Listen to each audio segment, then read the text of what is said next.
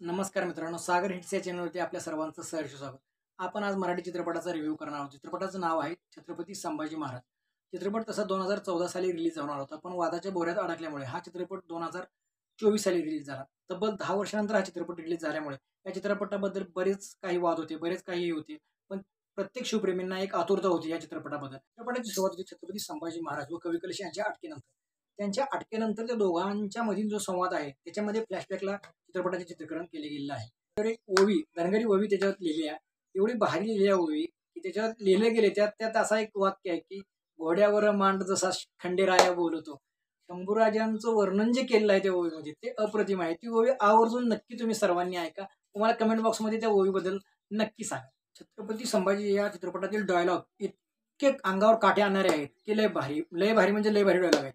धर्म मतलब आस्था और आस्था बदली नहीं जाती। औरंगजेब संभाजी 1000 बार जिएगा, 1000 बार मरेगा, मगर हिंदू धर्म नहीं छोड़ेगा।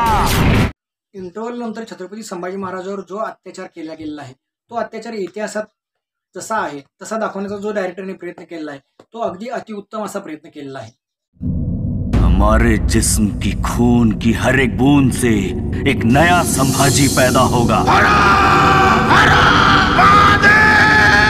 पात्रांबद्दल बोलायचं झालं तर छत्रपती संभाजी महाराजांची जी भूमिका शशांकजींनी जी निभावलेली आहे त्यास अगदी त्यांनी न्याय दिलेला आहे.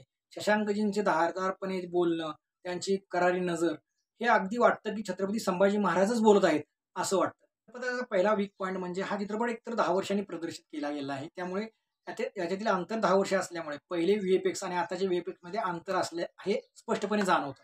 त्यामुळे दुसरा मायनस पॉईंट, चित्रपटाचं प्रमोशन बिलकुलही केलेलं नाही, त्यामुळे चित्रपटाची प्रदर्शित डेट हेही अजून कोणाला माहिती नाही.